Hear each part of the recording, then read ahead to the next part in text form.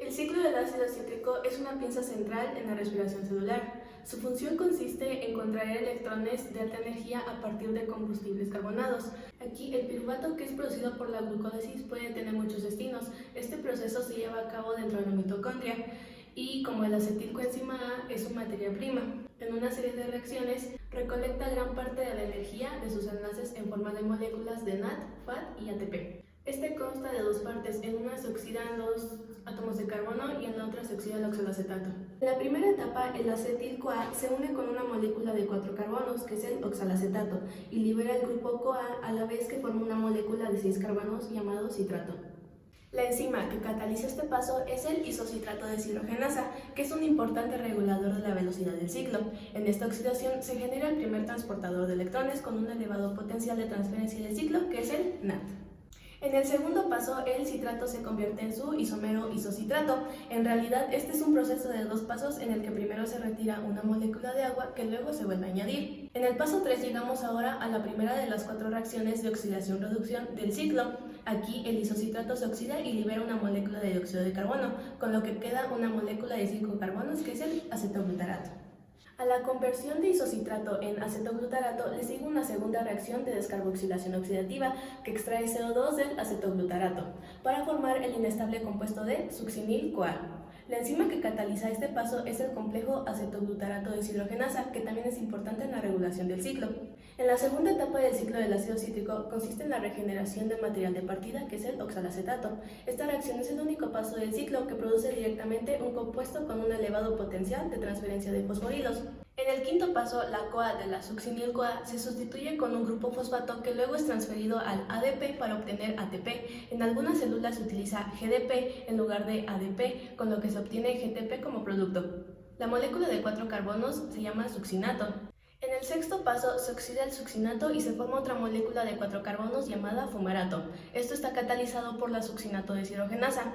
En esta reacción se transfieren 2 átomos de hidrógeno a FAT para formar FAT-H2. En el paso 7, después de la oxidación del succinato a fumarato, el siguiente paso consiste en la hidratación del fumarato para formar el hemalato, que es una reacción catalizada por la fumarasa.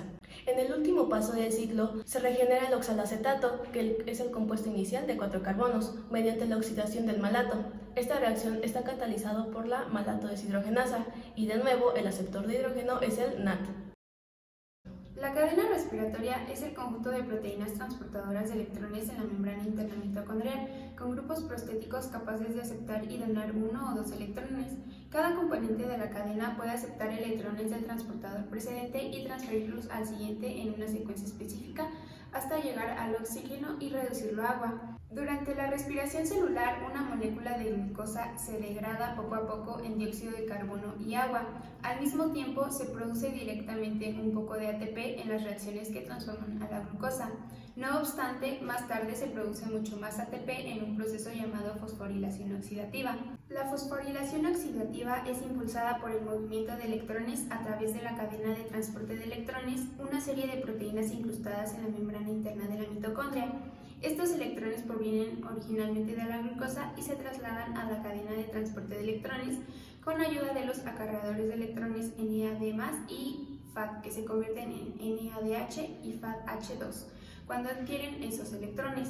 Para ver cómo una molécula de glucosa se convierte en dióxido de carbono y cómo recolecta su energía en forma de ATP y NADH o FAD en una de las células del cuerpo, explicaremos las 4 etapas de la respiración celular. Glucólisis. En la glucólisis, la glucosa, un azúcar de 6 carbonos, se somete a una serie de transformaciones químicas. Al final se convierte en 2 moléculas de piruvato, una molécula orgánica de 3 carbonos. 2. Oxidación del piruvato. Cada piruvato de la glucólisis viaja a la matriz mitocondrial, que es el compartimento más interno de la mitocondria. Ahí, el piruvato se convierte en una molécula de 2 carbonos unida a una coenzima A, conocida como acetil-CoA. En este proceso se libera dióxido de carbono y se obtiene NADH.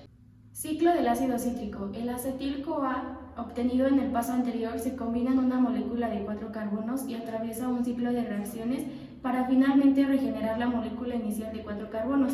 En el proceso se genera ATP, NADH y FADH2 y se libera dióxido de carbono.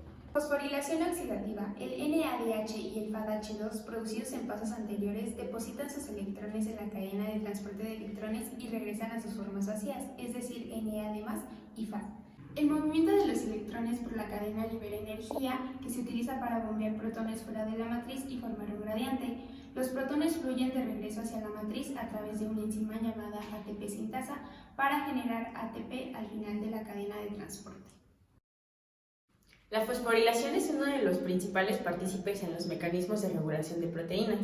En bioquímica, es la adición de un grupo fosfato a una proteína o cualquier otra molécula en general pequeña. Se refiere al proceso de formación del ATP durante la fotosíntesis. También se conoce como fosforilación fotosintética. La energía luminosa excita y desplaza electrones de la clorofila y otros pigmentos presentes en las plantas. La energía asociada con los electrones excitados se almacena en el ATP en un proceso que produce ATP a partir de ADP y fosfato inorgánico.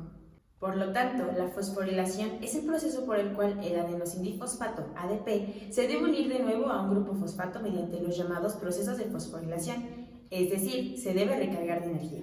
Existen tres modalidades de fosforilación. Fosforilación a nivel de sustrato que ocurre en la glucólisis, fosforilación oxidativa que va a tener lugar en la cadena respiratoria mitocondrial y la fosforilación que se va a producir en los cloroplastos durante la fotosíntesis.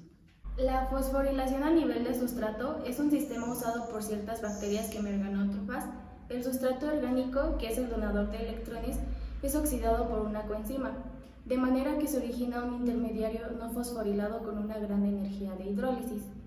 La fosforilación oxidativa es la oxidación del alimento durante la respiración que libera energía química potencial que es utilizada para sintetizar ATP. El proceso implica la fosforilación oxidativa de moléculas alimenticias como glucosa, ácidos grasos o glicerina, que son las más comunes. Las moléculas son descompuestas durante una serie de reacciones y la energía liberada en ciertos estadios del proceso utilizada para producir ATP en reacciones de fosforilación.